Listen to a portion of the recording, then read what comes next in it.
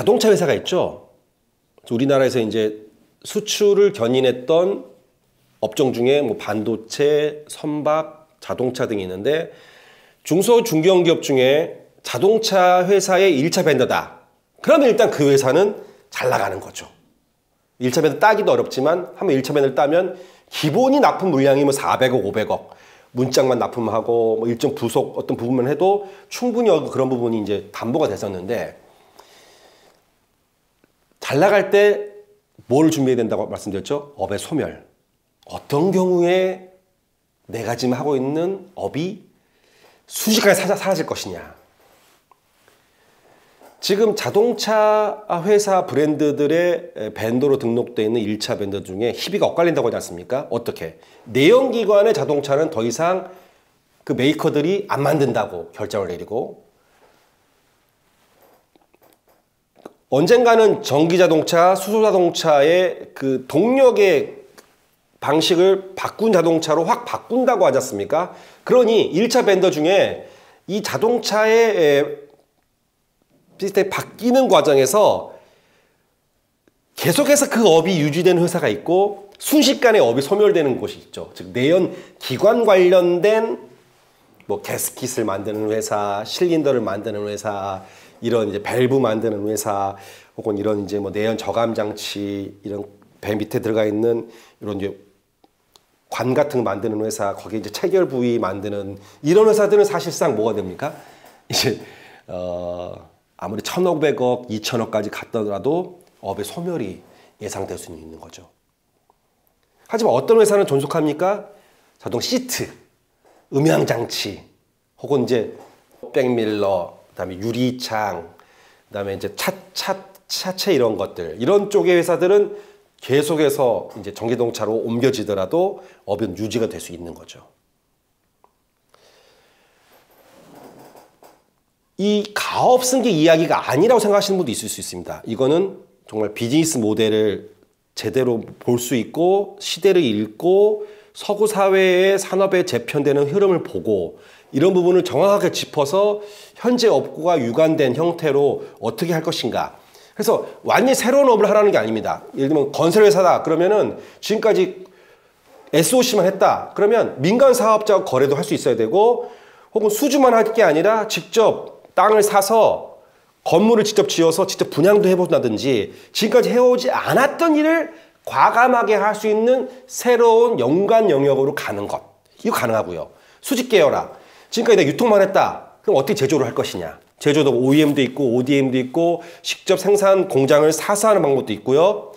수직 계열화. 그 제조를 하셨던 분이 뭡니까? 원재료를 결국은 생산하는 소재를 개발한다든가 뭐 식품회사였다면은 그 H는 묵음이다. 아몬드 회사라면은 아버지가 이제 아몬드 유통하신 분이니까 자녀분께서는 브랜드를 만들어 가지고 그거를 이제 직접 OEM으로 PEB 상품을 만들었다가 자사 브랜드를 만들어 오는 걸로 왔던 것처럼 위로 올라간 거죠. 밑으로 내려가면 그 다음에 그분의 소원이 뭐죠?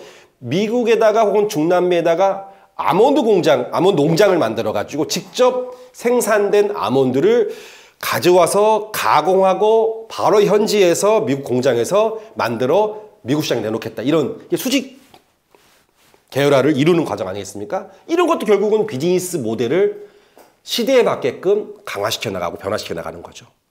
그렇다면 이 시대에 어떤 비즈니스 모델이 있는 것인지를 제대로 알려고 그러면 제가 아시는 회장님은 이 뭇가지를 만들어서 유학 시절에 그 동네에서 뭐 이렇게 물건을 사세요, 파세요, 사람을 구합니다, 일자리 구합니다 이런 정보지를 있는 걸 보고 한국에 와서 그런 거를 이제 만드신 분인데 이분이 이제 그걸 하다 보니까 사람들이 무슨 직업을 찾게 되고 어떤 곳에 사람을 찾는지를 많이 보게 될 거 아닙니까? 그래서 이분이 여러 개의 이제 계열사를 만드셨어요. 전혀 다른 음식점도 하시고 혹은 이제 그런 류의 온라인 사업도 하시고 IT 쪽도 만드시고 했는데 그분이 그걸 하는 과정에서 창투사를 만드셨던 거죠.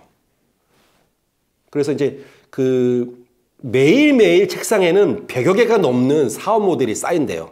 그래서 전문가 하나를 채용을 해서 자리에 앉혀놓고 투자가 필요한 사람들이 어떠한 모델을 창업을 하고 어떤 단계까지 와서 어떤 용도의 돈이 필요한지에 대한 IR 자료를 검토하면서 시대의 변화와 흐름을 보면서 스터디도 하실 수가 있고, 그 중에 2번,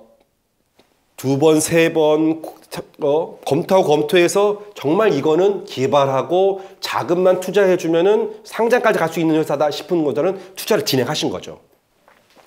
저는 일정 정도 사재가 있거나 회사에 현금 보유력이 있는 회사들은 창업투자 회사 인수하거나 만들어 보시라고 권해드리고 싶습니다. 30억 정도가 드는데요.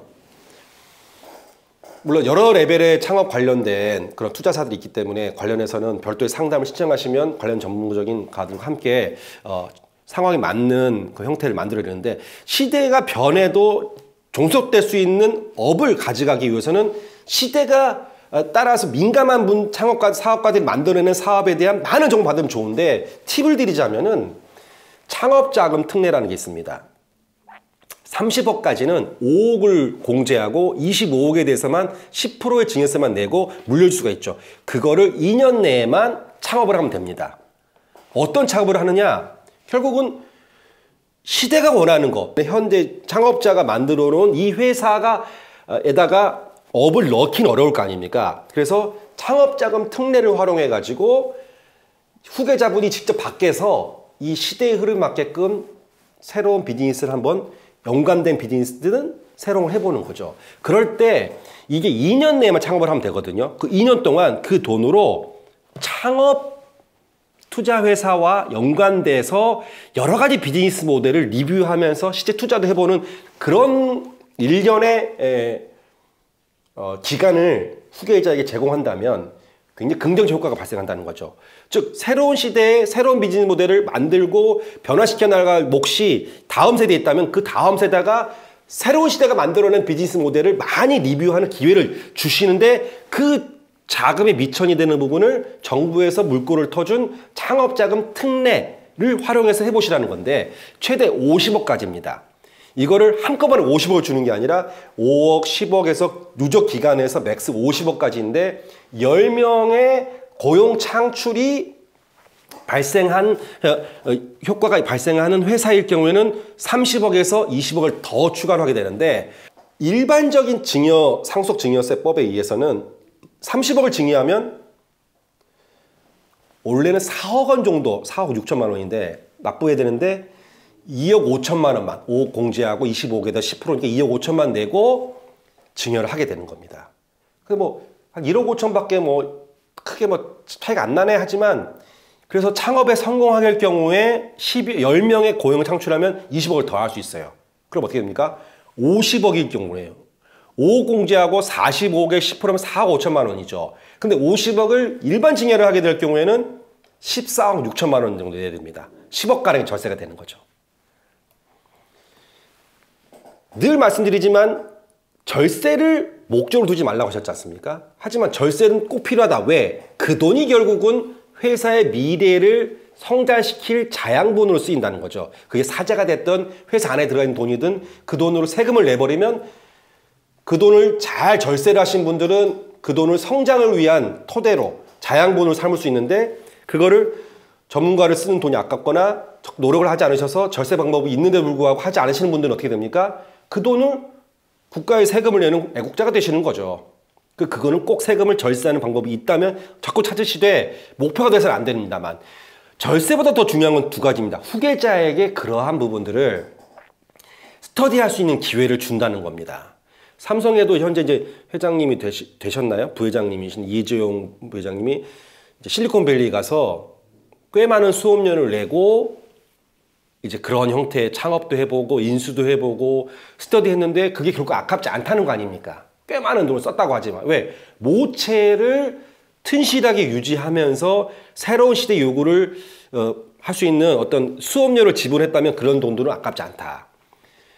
그런 후계자분에게 사업의 어떤 사업가 기질을 키우고 그런 이제 읽는 능력과 새로운 업을 하나를 취할 수 있는 거라면 굉장히 큰 효과가 있다는 거. 두 번째 효과는 뭐냐면, 그렇게 해서 증여를 해서 준 돈이잖아요. 그걸로 크게 성공을 시키더라도 그때 그거는 이제 증여세가 상속세 추가로 물리지 않는다는 거죠. 처음 줄 때 그 돈에 대해서만 나중에 상속세 합산이 되는데, 예를 들면은 시몬침대를 말씀드렸지 않습니까? 시몬침대 같은 경우 100%로 창업을 시켜줬단 말입니다.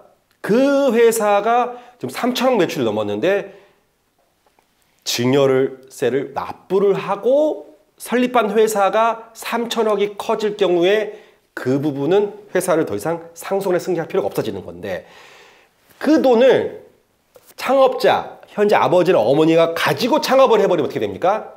또 물려줄 때 비용이 수반된다는 것이죠. 오늘 말씀을 정리하자면 가압승계는 무엇입니까? 상속하지 말고 승계하는 것이고요. 물려주려 하지 말고 기업을 존속하게 하는데, 마지막 존속하게 하기 위한 또 가장 중요할 수 있는 부분이 업을 시대의 변화에 맞게끔 변화시키거나 전혀 다른 영역으로 포트폴리오를 짜는 과정에서 어떻게 할 것이냐? 방법론은 뭡니까? 업의 소멸을 상상해보고 그것을 막을 방법을 생각해 보시는 것. 그것이 기업을 100년간 존속시킬 수 있는 길이다 말씀을 드리면서 오늘 영상을 마치도록 하겠습니다. 이상 기업백년연구소의 김기백이었습니다. 감사합니다.